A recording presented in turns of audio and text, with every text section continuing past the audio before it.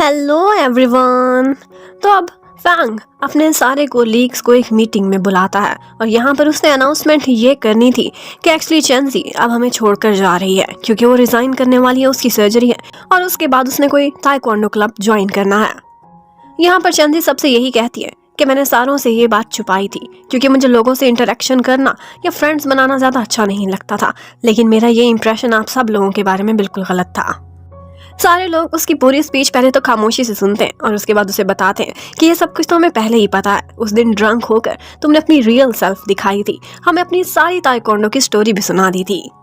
ये सुनकर चेंजी काफी हैरान होती है और उसके बाद फैंग कहता है कि अब चेंजी के लिए एक फेयरवेल पार्टी हम लोग अरेंज करेंगे और उसकी ट्रीट मेरी तरफ से होगी। अब फेयरवेल डिनर में सारे लोग इकट्ठे बैठे हुए होते हैं और यहाँ पर फैंग अनाउंस करता है कि अब चेंजी की जगह मेरा नया असिस्टेंट मिंग होगा। मिंग ये सुनकर काफी हैरान होता है। उसके बाद वाइन श्रिम्प्स आ जाते हैं जो कि अब की बार कोई भी चेंजी को नहीं खाने दे रहा था क्योंकि वो बहुत जल्दी ड्रंक हो जाती है और लास्ट टाइम भी उसने ऐसा ही किया था। और डिनर के बाद चेंजी को वो ड्रॉप करने के लिए उसके घर तक जाता है और फिर उससे कहता है कि सर्जरी के बाद आई थिंक तुम्हें यहाँ पर नहीं रहना चाहिए, इतनी ज़्यादा स्टेयर्स हैं और तुम्हारे लिए इतनी स्टेयर्स चढ़ना खतरनाक हो सकता है, इसलिए क्यों ना तुम मेरे घर पर रुको। और साथ ही साथ ये बोल देता है कि कोई गलत मतलब ना लेना, मेरी आंटी मेरे साथ होती है, मैं कोई अकेला नहीं रहता और तुम्हारी बहुत अच्छे से केयर करेंगी।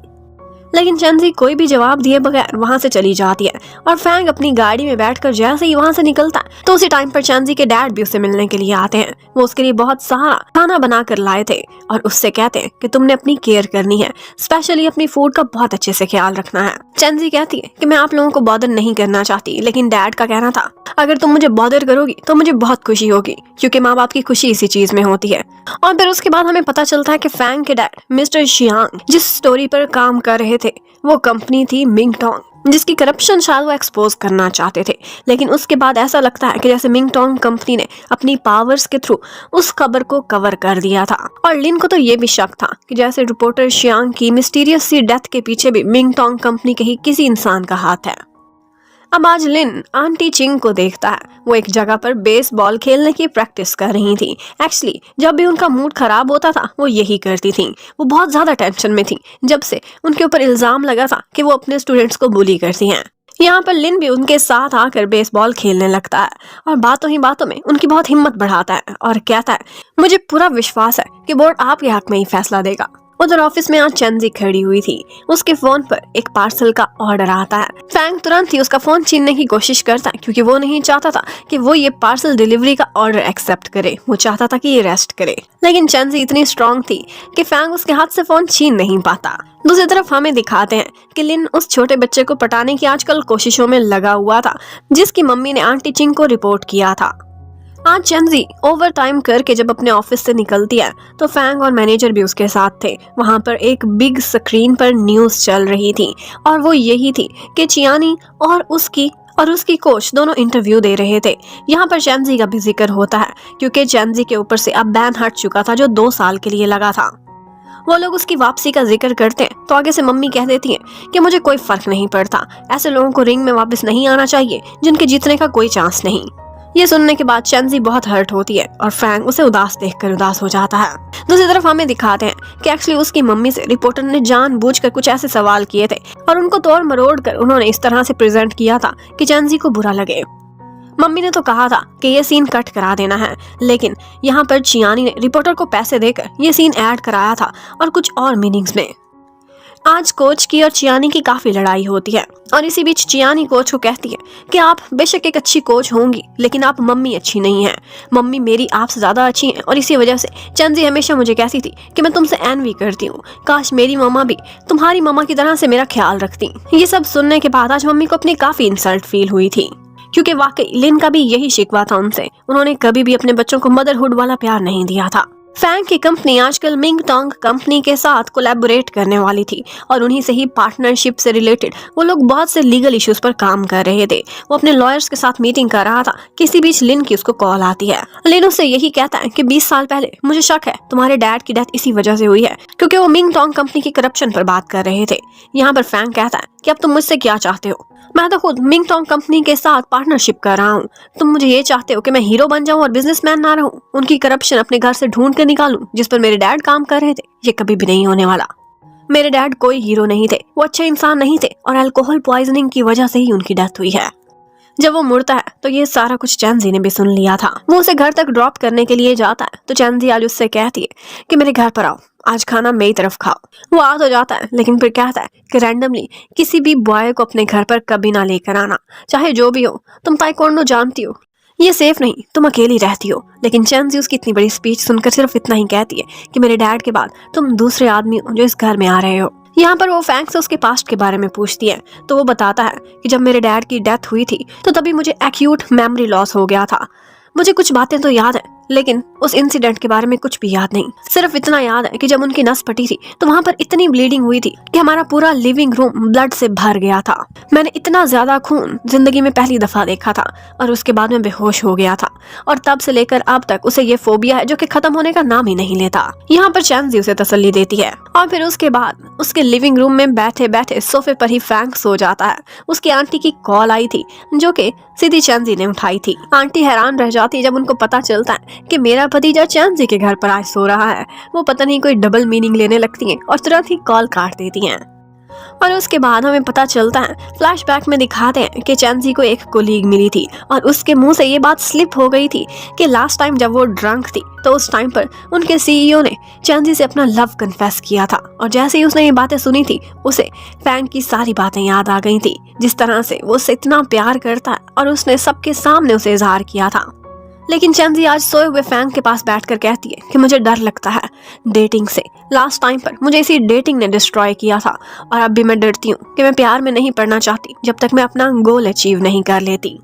और वो वहीं बैठे बैठे सो जाती है और फिर सुबह होती है। जैसे ही फैंग की आंख खुलती है वो चैनजी को बहुत प्यार से देखता है। उसके बाल ठीक कर रहा था कि चैनजी की आंख खुलती है और वो उसके सीधे बाजू पर वार करती है। अब थोड़ी देर बाद फैंग उसके घर से ऑफिस के लिए निकल रहा था तो वो उसे रोकती है और कहती है कि मैं अपनी मॉम से नफरत नहीं करती। मुझे ऐसा लगता था कि मैं उनसे हेट करती हूँ, लेकिन जब मैंने इस बारे में ठंडे दिमाग से सोचा तो मुझे समझ आई कि मैं तो उनकी केयर करती हूँ और उनसे प्यार मांगती हूँ और इसीलिए सिर्फ और सिर्फ मुझे उन पर गुस्सा है।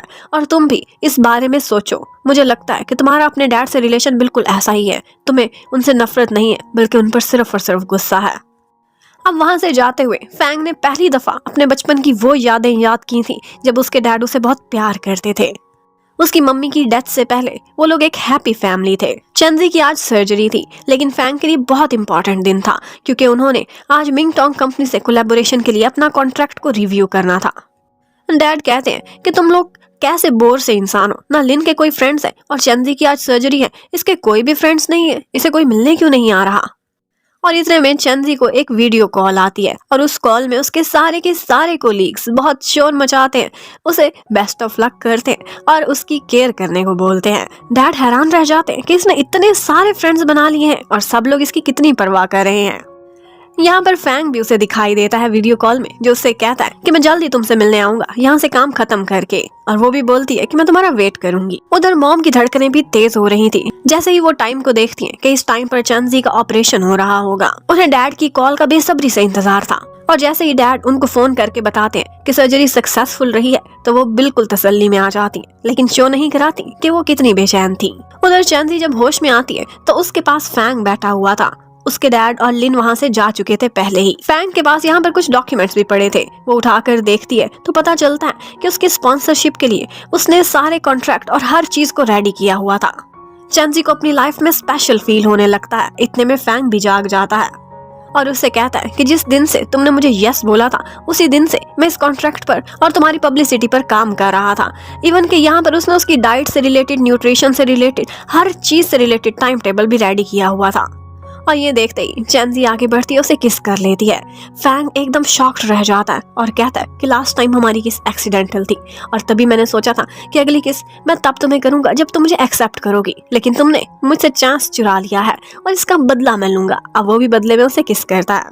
यहाँ पर चैंजी उसे साफ साफ कह देती है कि एक्चुअली मैं प्यार के बारे में अभी सोचना नहीं चाहती, मैं अपनी सारी तवज्जो ताइक्वांडो पर रखना चाहती हूँ। लास्ट टाइम मेरे साथ जो इंसिडेंट हुआ था वो सब इसी वजह से हुआ था। लेकिन फैंग उससे कहता है कि तुम फिक्र ना करो, मैं तुम्हारी स्ट्रेंथ बनूंगा, मैं इंतजार भी कर सकता हूँ जब तक तुम ईजी हो। और साथ ही साथ उसे ये भी बोलता है कि मैं तुम पर नजर भी रखूंगा, मैं तुम्हें कभी भी अपने मिशन से इधर उधर नहीं होने दूंगा। और हॉस्पिटल से निकलते ही वो उसे मिस करने लगता है, उसे कॉल भी करता है।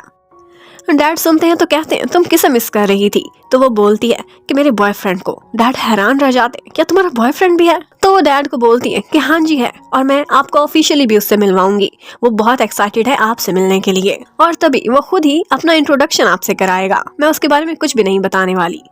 उधर ऑफिस में आज फैंग का इतना अच्छा मूड था कि उसके असिस्टेंट से कुछ चीजें गिर जाती हैं, और जैसा स्ट्रिक्ट वो पहले हुआ करता था अब उसके साथ खुद मिलकर वो फाइल्स उठाता है और बहुत लीनियंट लग रहा था। हर कोई हैरान रह जाता है। और तो और उनके ऑफिस में स्नैक्स भी अपग्रेड कर दिए गए थे और कॉफी भी।